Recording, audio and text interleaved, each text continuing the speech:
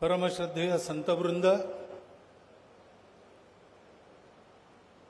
पूर्व काल में विद्यार्थी परिषद के कार्यकर्ता रहे और आज समाज जीवन के अन्य अन्य अंगों में सक्रिय होकर कार्य कर रहे ऐसे ज्येष्ठ श्रेष्ठ पूर्व कार्यकर्ता बंधु, उपस्थित नागरिक सज्जन, माता भगिनी, छात्र छात्रा बंधु भगिनी,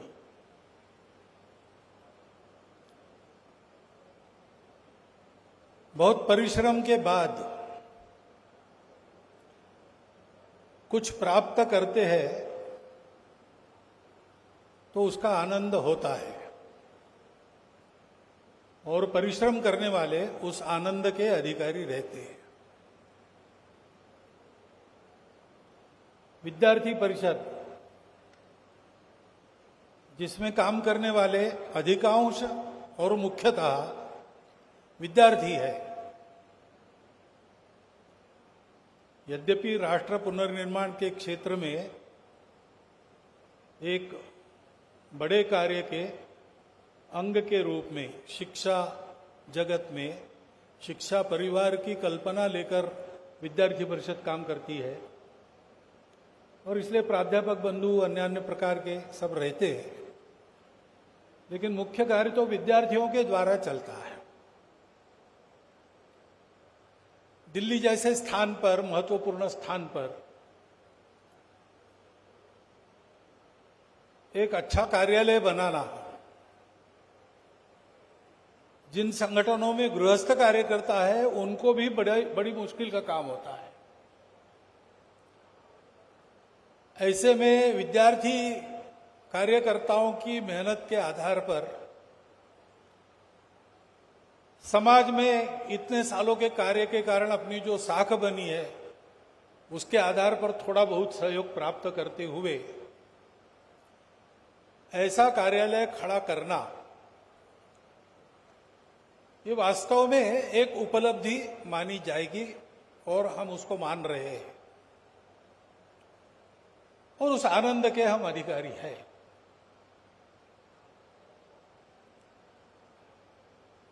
परंतु एक पुरानी सर्वपरिचित कहानी आपको भी याद है, मुझे भी याद है। कहानी पूरी नहीं बताता हूं, लेकिन राजा विक्रम सिंहासन पर आरूढ़ होने के लिए गए तो 32 पैड़ियां सिंहासन की थी। एक एक को चढ़ते समय वहां जो एक धातु की गुड़िया लगी थी वो सजीव हो उठी और उसने प्रश्न पूछा कि राजा, तुम सिंहासन पर चढ़ने चले जा रहे हो, लेकिन मालूम है क्या इस सिंहासन पर बैठने वालों ने क्या क्या किया था, कैसे वो थे? और फिर 32 पैड़ियों की 32 कहानियां बनती है। कथा तो आपको सबको पता है। ऐसे अभी सब सुन रहा था तो मेरे मन में विचार आया कि हमने इस कार्यालय का नाम यशवंत रखा है। यशवंतराव जी के जन्म शताब्दी वर्ष में हम इस कार्यालय को उद्घाटित कर रहे हैं। वो जिस प्रकल्प के अध्यक्ष रहे, बताया पद्मनाभ आचार्य जी का और परांजपे जी का प्रवास हुआ। उत्साह रहता ही है तरुण कार्यकर्ताओं में। तो देखने के बाद कुछ विचार भी मन में आया, उसको चालना भी मिली सहाय जी के प्रश्न से, और योजना बनाकर आकर मुंबई में बताया कि ऐसी ऐसी योजना है। छात्र वहां से आएंगे, बड़ी संख्या में आएंगे, घरों में रहेंगे, इधर उधर घूमेंगे, इसमें खर्चा होगा, इसमें कार्यकर्ताओं को लगना पड़ेगा, कुछ विचार विनिमय पहले हुआ है नहीं हुआ, ये सारे प्रश्न उपस्थित न करते हुए राष्ट्र की भावनात्मक एकात्मता के लिए अत्यंत महत्वपूर्ण एक कार्य है, वो उपयोगी है, ये समझकर तुरंत उसके लिए आवश्यक तैयारी वगैरह करना, कार्यकर्ताओं में उत्साह भरना, कैसे होगा, क्या होगा, नया काम करते समय मन में रहता है, वो हटाकर आत्मविश्वास भरना, ये सब काम उस समय यशवंतराव जी ने किया। उस सील प्रकल्प के नाम पर यह इमारत बनी है और ये विद्यार्थी परिषद का कार्यालय है, जिसके बोध वाक्य में ज्ञान, शील और एकता है। आनंद बहुत होता है, कभी कभी याद नहीं रहता है।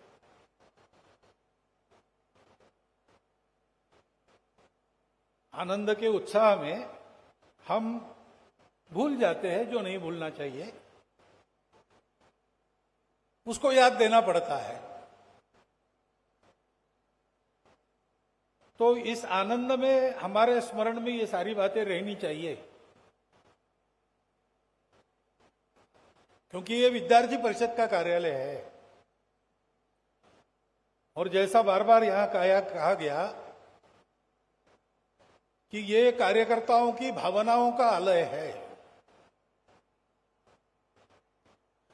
उस भावना में एक प्रमुख भावना तो यह है कि हमारी विद्यार्थी परिषद है।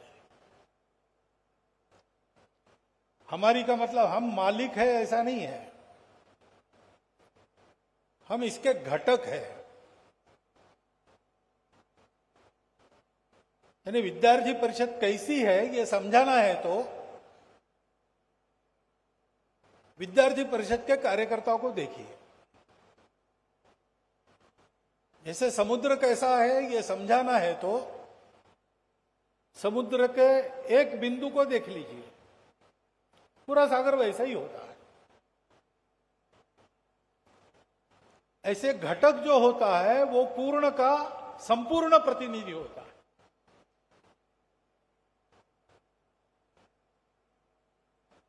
पूर्ण के सारे गुणधर्म उसमें आकार की दृष्टि से छोटे रूप में रहते हैं, संभावना की दृष्टि से बीज रूप में रहते हैं, और घटक वह भी होता है जो घटन करता है यानी गढ़ता है। विद्यार्थी परिषद कार्यकर्ताओं के द्वारा गढ़ी गई है। विद्यार्थी परिषद का इतिहास आपने देखा होगा तो आपको पता चलेगा कि उद्देश्य निश्चित था। राष्ट्र पुनर्निर्माण के कार्य की एक धारा संघ के रूप में चल रही थी, वो प्रतिबंधित हो गई और उस कार्य में बाधा आने लगी। और जो संघ के स्वयंसेवक महाविद्यालयों में थे उनको लगा कि इस अवसर का लाभ लेकर जैसे दीप बुझा देते हैं तो अंधेरा अपने आप छाने लगता है, वैसे अराष्ट्रीय प्रवृत्तियां भी छात्र जगत में प्रभावी हो जाएगी। ये नहीं होना चाहिए। राष्ट्रीय विचार का वातावरण बने रहना चाहिए और उस राष्ट्रीय विचार के आधार पर परस्पर अपनत्व को जगाकर देश का प्रत्येक घटक जोड़ने का काम चलते रहना चाहिए। इस विचार से विद्यार्थी जगत में ये काम शुरू हुआ।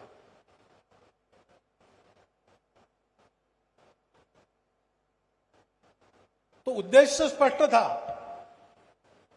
क्या करना है यह पता था, लेकिन कैसे करना है इसका न पूर्वानुभव था, न कोई पहले से योजना बनी थी, न डूज एंड डोंट्स निर्धारित करके बताए गए थे। कार्य करते करते कार्यकर्ताओं के अनुभवों में से, अनुभवों की सम्मिलित चर्चा में से, प्रतीति में से एक एक बात निश्चित होती चली गई और जैसे जैसे विद्यार्थी परिषद आगे बढ़ी वैसे वैसे विद्यार्थी परिषद का रूप भी आकार में आया।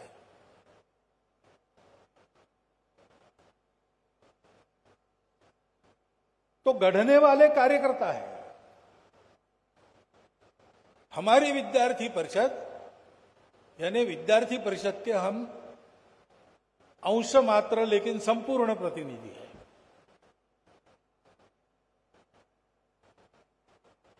और इस विद्यार्थी परिषद को हम बनाने वाले हैं। जैसा हम बनाएंगे वैसी विद्यार्थी परिषद बनेगी। तो जब कार्यालय बनता है तो उसका आनंद बिल्कुल ठीक है, हम उसके अधिकारी हैं, लेकिन साथ साथ ये जिम्मेवारी आती है, क्योंकि कार्य का तो प्रचंड विस्तार हो गया है।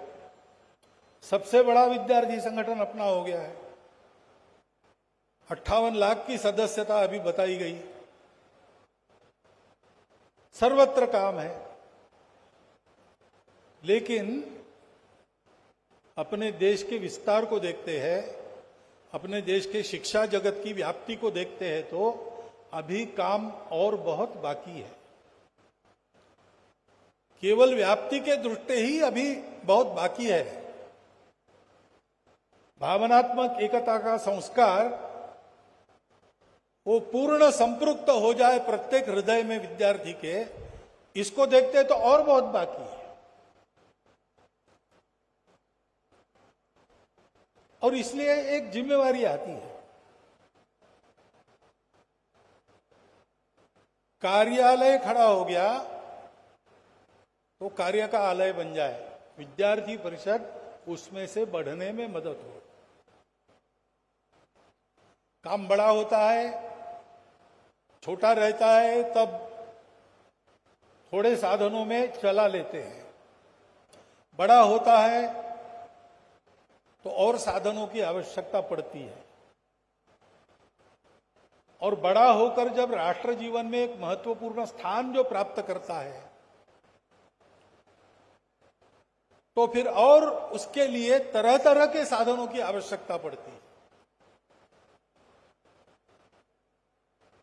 संगठन की एक आत्मा होती है, एक बुद्धि होती है, एक मन होता है, वैसे एक शरीर भी होता है जो बाहर से दिखने वाला रूप है।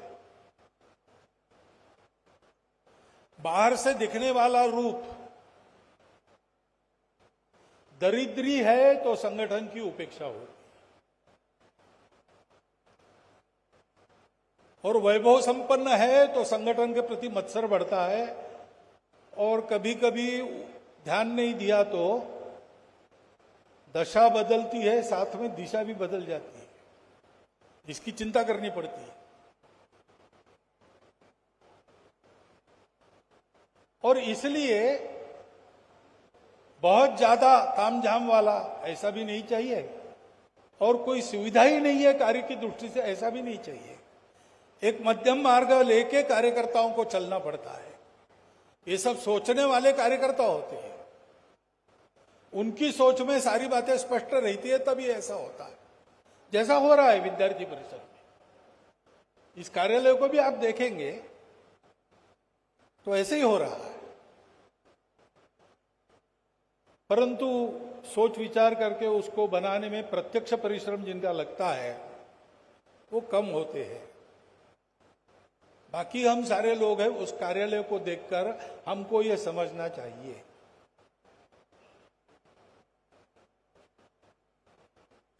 दिखने वाला भवन बहुत वैभव संपन्न न हो, और इतना बड़ा 58 लाख सदस्यता वाला अखिल भारतीय संगठन, अब उसमें अपने देश के अन्य अन्य विचारों के लोग भी नहीं देखते, देश विदेश के लोग भी देखने लगते हैं।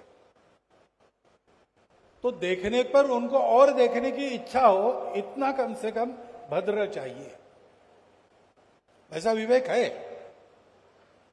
परंतु ये सारा विचार इसके साथ है, ये हम बाकी लोगों को समझना चाहिए, क्योंकि कार्य आगे ले जाने का काम हमको करना है। इस कार्य की आवश्यकता बहुत है। अपने देश के भाग्य में कुछ कुछ परिवर्तन आ रहा है। विश्व के समय में भी कुछ परिवर्तन दिखाई देता है। 2000 वर्षों तक तरह तरह के प्रयोग अपने अधूरे आधार पर की हुई दुनिया थक गई है, लड़खड़ा रही है, और वो भारत की ओर देख रही है कि हमने दो रास्ते, दोनों पर चल के देख लिया, विफलता ही हाथ लगी, पूर्ण सफलता मिली नहीं। सुविधा मिली, साधन मिले, लेकिन संतोष समाधान नहीं मिला। अब एक ही आशा है भारतवर्ष। भारतवर्ष की तरुण पीढ़ी के मन में भी मैं देखता हूं कि एक बात जगी है कि हम अपने देश को अच्छा देश बनाएंगे, सिरमौर देश बनाएंगे। ये है, ये अत्यंत अनुकूलता है, लेकिन इसको करना कैसे? विचार के क्षेत्र में, संवाद के क्षेत्र में अभी तक जो देखा है उसमें दो रास्ते दिखाई देते हैं जो अयशस्वी हुए। तीसरा रास्ता बताना है तो तीसरा रास्ता है, कारगर है, ये दिखाने वाले कुछ मॉडल्स खड़े करने पड़े।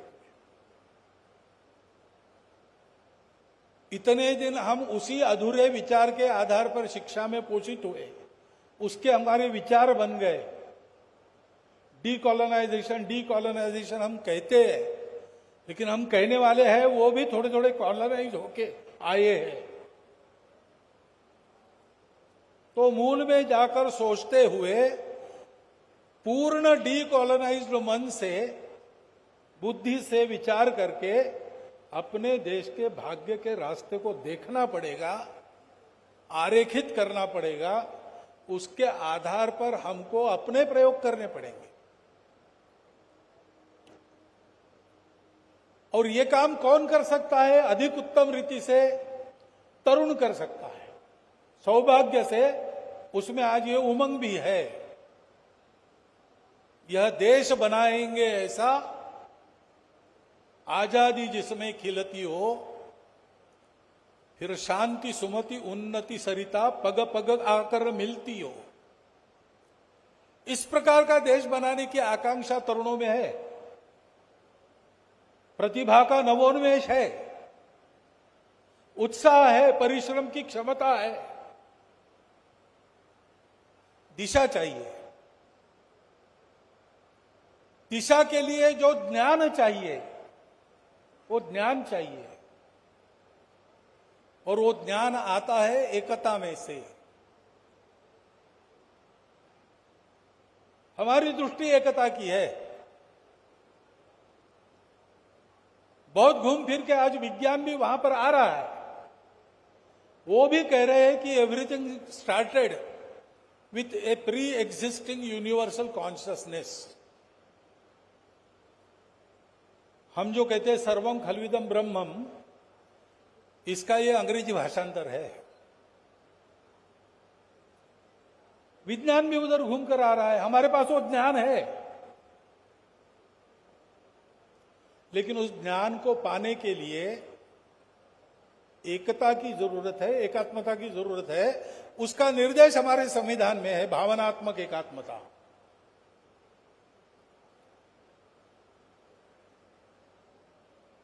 तो विविधता रहती है,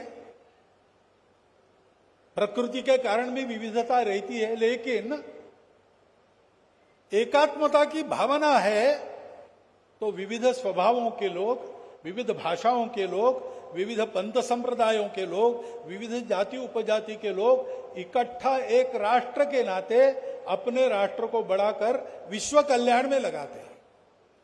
क्योंकि हमारे राष्ट्र की सनातन दृष्टि वो भी एकता की ही है। हम कहते हैं वसुधैव कुटुंबकम। दुनिया में विभिन्न प्रकार के राष्ट्र हैं, उनके विशिष्टता को, अस्तित्व को हम मान्य करते हैं, और फिर भी कहते हैं कि राष्ट्र इतने सारे हैं लेकिन कुटुंब एक है। ऐसे अपने देश में अनेक भाषा, अनेक प्रांत, अनेक जाति पाति, अनेक प्रकार के खान पान, रीति रिवाज, पंथ संप्रदाय, सब कुछ है, लेकिन हम एक देश एक जन है।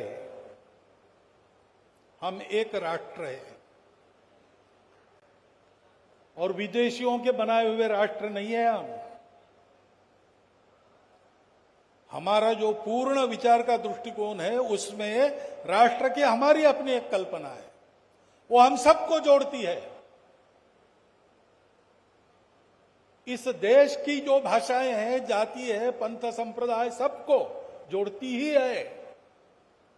लेकिन अगर बाहर से कुछ आता है तो उसमें जो भद्र है उसका स्वीकार करके, कुछ अशुद्धि है तो उसको ठीक करके उसको भी आत्मसात करने का सामर्थ्य ये हमारी भावना रखती है। उस भावना के आधार पर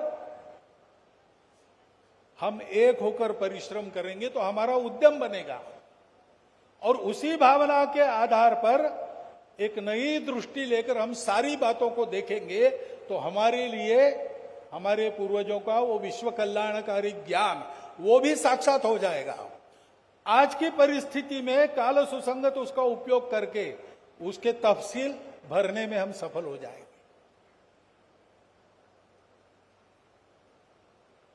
लेकिन ये दोनों होने के बाद भी, एकता का सामर्थ्य और ज्ञानिक पराकाष्ठा होने के बाद भी अगर शील नहीं है तो ज्ञान का उपयोग अपने प्रभुत्व को बढ़ाने के लिए, अपने अत्याचार को चलाने के लिए होता है। ये हमने इतिहास में और वर्तमान में कई बार देखा है। और एकता की शक्ति अपने शक्ति से परित्राणाय साधुनाम विनाशाय च दुष्कृताम, ऐसा करते हुए धर्म संस्थापना में लगने के बजाय विश्व में कलह और दुख बढ़ाने में काम आती है, दुर्बलों पर अत्याचार के काम में लगती है। यह भी हमने इतिहास में और वर्तमान में देखा है। इस सबसे मुक्ति चाहिए तो शील, हमारा बोधवाक्य है, ज्ञान चारित्र्य एकता। वो चारित्र्य, वो शील, इसका सबसे बड़ा महत्व है। विद्यार्थी परिषद एक विद्यार्थी संगठन है। विद्यार्थी संगठन जो जो करते और करना चाहिए वो सब विद्यार्थी परिषद करती है, परंतु ऐसा करने में भी उसकी एक विशिष्टता है। और सबसे अलग अनुभव विद्यार्थी परिषद में छात्रों को आता है। मैं भी रहा हूं छात्रावस्था में, और आज विद्यार्थी परिषद में आने वाले नए छात्रों के अनुभव भी सुनता हूं। इसका कारण क्या है? एकता की हमारी दृष्टि नई नहीं है, वो तो सनातन काल से चलती आई है और बहुत लोगों ने उसका वर्णन किया है, बहुत लोगों ने उसके लिए काम किया है, वर्तमान में भी। उसमें हम पहले नहीं है।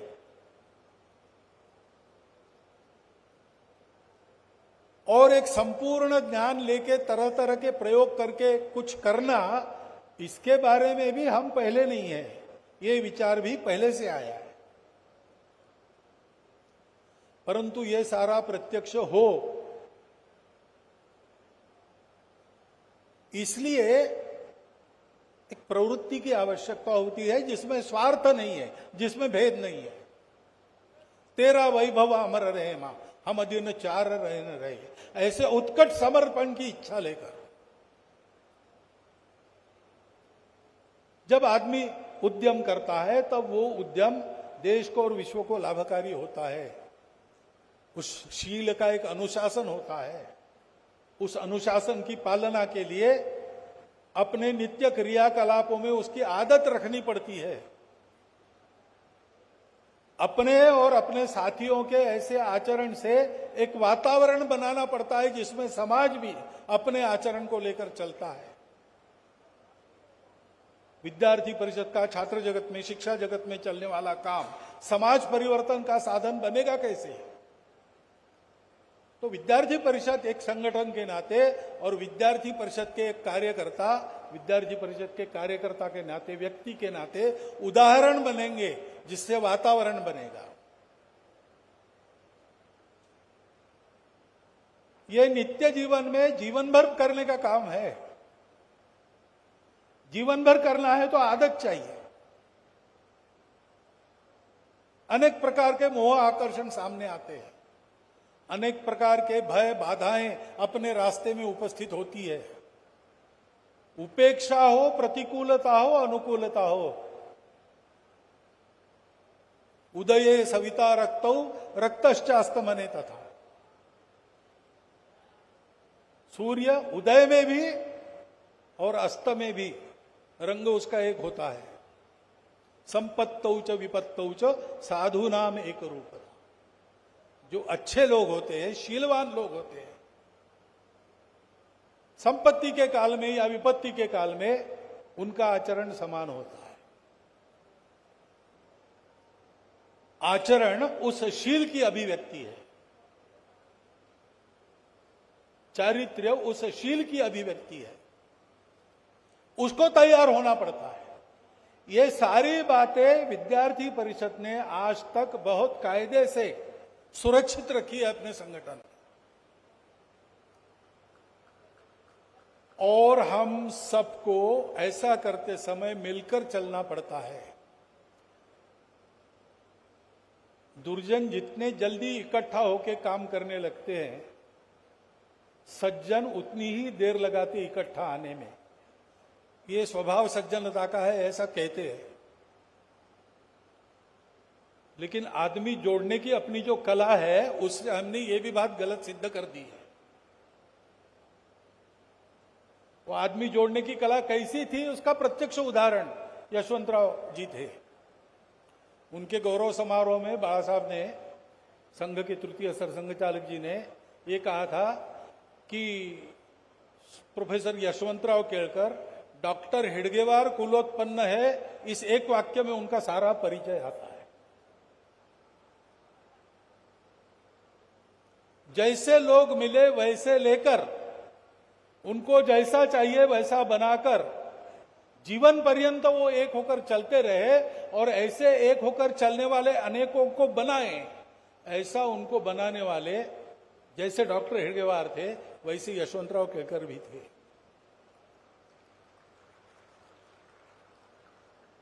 उनके जीवन का पहला गुण ये है, इस अपनेपन का वो साक्षात प्रभात है। अनेक विचारधाराओं के, अनेक प्रकार के लोग जो विद्यार्थी परिषद के लिए अनुकूल है, संघ विचार के लिए अनुकूल है, वो तो है ही, लेकिन ऐसे नहीं है तो भी उनके संपर्क में रहते थे, उनके बारे में बहुत अच्छा उनका मत रहता था। इसलिए किसी कार्य को लेकर उनके यहां जाते हैं तो उनका सहयोग मिलता था। एक बढ़ता हुआ हमारा संगठन है, प्रतिस्पर्धा के क्षेत्र में हमें अनेक विद्यार्थी संगठन है, तो विरोध वगैरह होता है, विरोधी भी होते हैं, लेकिन ये विरोधी एक मर्यादित क्षेत्र में विरोध का काम करते हैं। जैसे अनेक जाति भाषा पंथ संप्रदाय वगैरह वगैरह समाज के नाते हम सब एक है, ये सब होने के बाद भी, वैसे अनेक विचारधाराएं, अनेक संगठन, अनेक सारी बातें होने के बाद भी, और कभी कभी परस्पर विरोधी होने के बाद भी, देश के नाते हम सब एक है, ये भान सर्वोपरि होना चाहिए। पिछले वर्ष भाग्यनगर में लोकमंथन हुआ, उसमें हमारी महामहिम राष्ट्रपति महोदया ने यही संदेश दिया, बहुत एक सरल वाक्य में, कि वनवासी हो, आदिवासी हो, ग्रामवासी हो, ये हो वो हो, हम सारे भारतवासी हैं। काम करने के अभिनिवेश में, अपने अपने विचार को लेकर चलने के अभिनिवेश, ये सारी बातें होती है, लेकिन वो इसके ऊपर कभी हावी नहीं होनी चाहिए। ये सब करते समय भी हमारा ये भान रहना चाहिए। ये सारी समझदारी, ये सारी आदत, ये शील अपने समाज में भरने के लिए हमको उदाहरण स्वरूप बनना है, हमारे संगठन को इसका उदाहरण बनाना है। यशवंतराव जी केळकर, उनकी शताब्दी हम मना रहे। 100 साल के पहले उनका जन्म हुआ, कुछ दिन रहे, जरा जल्दी चले गए, लेकिन वो गए, उनके जैसे आज भी है, ये होना चाहिए। तेजोमय प्रतिबिंब तुम्हारे स्वयं सिद्ध अगणित निकले हैं, ये दिखना चाहिए। उनके कार्य की यही सार्थकता है, और ये दायित्व हम पर आता है जब उनके नाम से हम कार्यालय बनाते।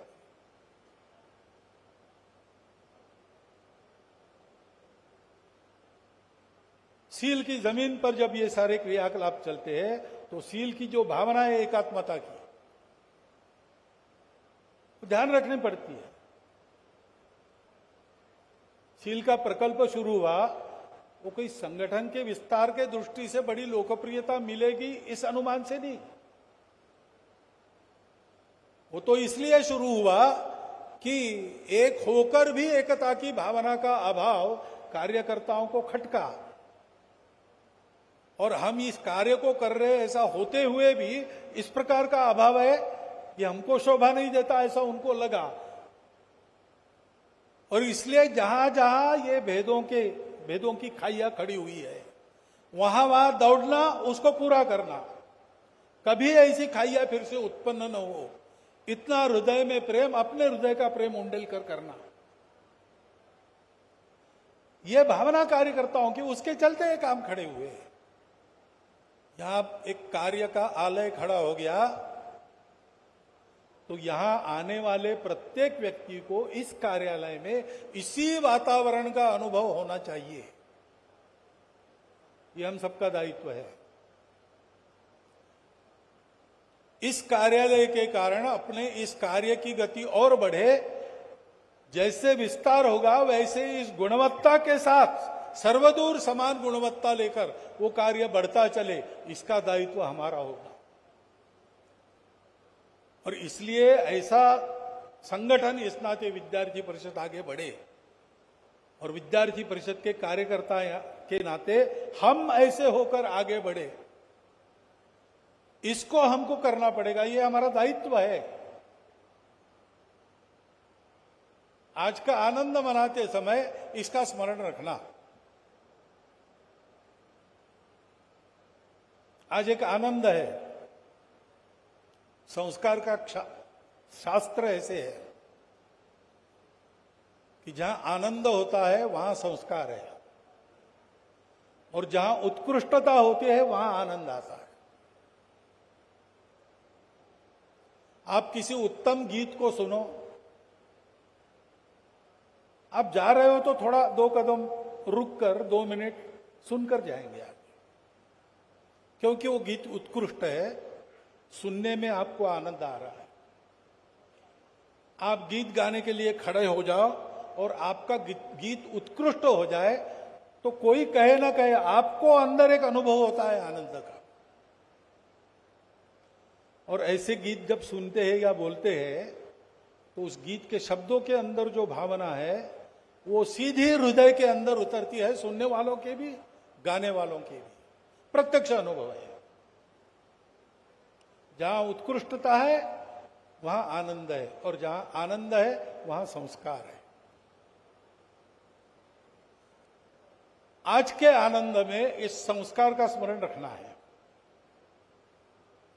और एक बहुत अच्छा काम किया, हमारे अपने नियम कानून के अनुसार किया, हमारे अपने मानकों पर खरा उतरने वाला किया, यशस्वी किया। तो इसके आधार पर इन सब बातों को आगे यशस्वी करते हुए हम बढ़ते चले, बढ़ते बढ़ते सर्वव्यापी हो जाए, और संपूर्ण राष्ट्र को एक नया पथ दिखाने वाला, सामर्थ्य संपन्न, एकात्म ऐसा भारत विद्यार्थी परिषद ने नहीं, लेकिन उनके बनाए वातावरण के कारण इस देश की तरुण पीढ़ी ने बनाकर दिखाया। ऐसा इतिहास में लिखा जाए, ऐसे अपने क्रियाकलाप हो। इतनी एक बात मैं आपके सामने रखता हूं, आपको धन्यवाद देता हूं और मेरे शब्दों को विराम देता हूं।